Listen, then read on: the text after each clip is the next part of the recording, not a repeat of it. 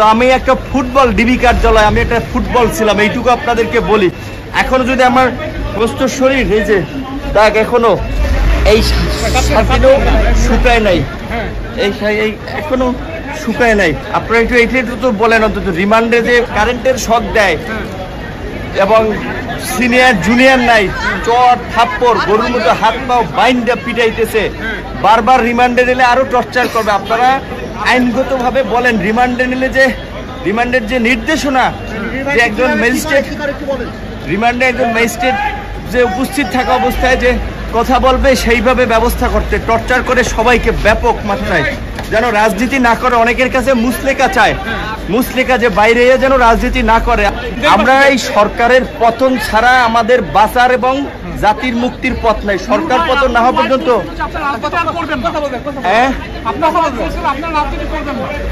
আমাকে তো বাঁচতে দিবেন, আমাকে বলছে পঙ্গু করে দিবে ইলিয়াস আলীর মতো। যদি আমি ওদের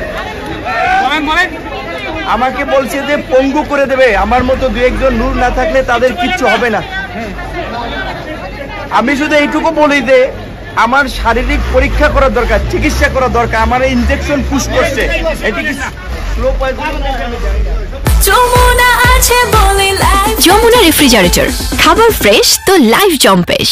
জিজ্ঞাসাবাদের নামে, রিমান্ডের নামে তার গোপন অঙ্গে পর্যন্ত লাথি মারা হয়েছে, এটা উনি নিজ মুখে আদালতকে বলেছেন।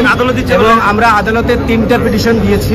একটা হচ্ছে রিমান্ড বাতিলের পিটিশন, জামিনের পিটিশন দিয়েছি এবং তার যাতে সুচিকিৎসা করা হয় এই পিটিশন দিয়েছি। আমরা কিন্তু এও নিবেদন করেছি যে বিজ্ঞ আদালত যেহেতু তিনি 5 দিনের রিমান্ডে অলরেডি বনানী থানার একটা মামলায় 5 দিনের রিমান্ডে ছিল এবং গত শুক্রবার তাকে রিমান্ড ব্যাক করা হয়েছে। এবং আপনারা সামাজিক যোগাযোগ মাধ্যম এবং গণমাধ্যম অর্থাৎ ন্যাশনাল এবং ইন্টারন্যাশনাল যে গণমাধ্যম, সেই মাধ্যমে দেখেছেন যে তিনি ঘাড়ে ভর করে কিন্তু শুক্রবার আদালতে উঠেছিলেন।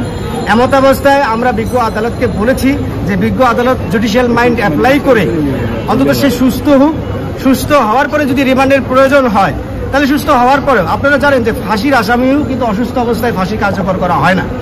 আমরা আদালতকে এও বলেছি যে বিজ্ঞ আদালত যে নুরুল হক নূর কোনো চোর বাটপার কোনো দাগি আসামি নয়, তিনি হচ্ছে ডাকসুর একজন সাবেক ভিপি, ছাত্র আন্দোলনের আইকন এবং উনি কিন্তু এই বাংলাদেশে একটা ইতিহাস থেকে ওনার জন্ম। এগুলো আমরা বিজ্ঞ আদালতে উপস্থাপন করেছি।